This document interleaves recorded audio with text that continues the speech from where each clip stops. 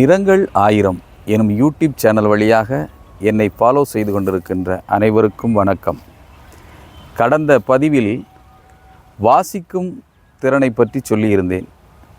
தமிழில் அதிக நூல்கள் இருக்கின்றன, அதிக பக்தி இலக்கியங்கள் இருக்கின்றன, அதிக அறநூல்கள் இருக்கின்றன. அவைகளையெல்லாம் வாசிக்கின்ற பழக்கத்தை ஏற்படுத்துங்கள் என்று இளைய தலைமுறைக்கும் மற்ற எல்லா தமிழ் சமுதாயத்திற்கும் சொல்லியிருந்தேன். ஆனால் நிறைய இருக்கிற புத்தகங்களை எல்லாம் தன் வாழ்நாளிலே எப்படி படிக்க வேண்டும் என்று எல்லோரும் நினைத்திருப்பீர்கள். குறைந்தபட்சம் திருக்குறள், திருவாசகம் இந்த இரண்டு நூலையாவது தமிழர்கள் அனைவரும் தன் வாழ்நாளிற்குள்ளாக படித்தீர்களேயானால் மிக பயனுள்ளதாக இருக்கும் என்று சொல்லுகிறேன். ஆம், உலக பொதுமுறையாக ஏற்றுக்கொண்ட ஒரு நூல் திருக்குறள்.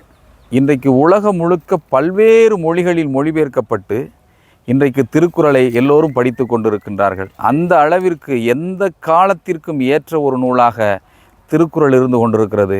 அந்த திருக்குறளை நாம் படிக்கின்ற பட்சத்திலே நம் வாழ்வில் ஏற்றமும் வெற்றியும் கிடைக்கும் என்பது நிச்சயமான உண்மை. நம் வாழ்வில் எழுகிற எல்லா சந்தேகங்களுக்கும் அதற்கான தீர்வு அங்கே கொடுக்கப்பட்டிருக்கிறது. திருவாசகம் இது ஒரு பக்தி இலக்கியமாச்சே, இதை எப்படி பிற மதத்தார்கள் படிக்கலாம் என்று கூட நீங்கள் யோசிக்கலாம். பிற மதத்தவர்கள் அங்கே குறிப்பிட்டிருக்கிற இறைவனை அவர்களுடைய இறைவனாக நினைத்து படிக்கலாம். ஏனென்றால் திருவாசகத்திற்கு உருகார் ஒரு வாசகத்திற்கும் உருகார் என்று தெய்வ வழிபாடில் இல்லாதவர்கள் கூட ஏற்றுக்கொண்ட ஒரு வசனமாக அது இருந்து கொண்டிருக்கிறது. அந்த அளவிற்கு இறைவனை எப்படி சுவைக்க முடியும், எப்படி ரசிக்க முடியும், இறைவனை எப்படி அனுபவிக்க முடியும் என்று அத்துணை தெளிவாக அதிலே சொல்லப்பட்டிருக்கிறது.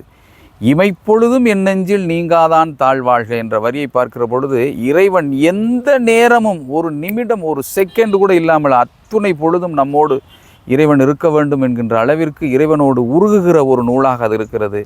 அது நம் வாழ்வில் நிச்சயமாக பல்வேறு மாற்றங்களுக்கும் நம் வாழ்வில் ஏற்றங்களுக்கும் வழியான நூல்களாக இந்த இரு நூல்களும் அமையும். பிற மதத்தவர்களும் படிக்கக்கூடிய ஒரு நூலாகத்தான் திருவாசகமும் திருக்குறளும் இருக்கிறது. அனைவரும் ஏற்றுக்கொள்ளுகின்ற இந்த உலக பொதுமுறையை படித்து எல்லோரும் வாழ்வில் வெற்றி பெறுவோம். நன்றி, வணக்கம்.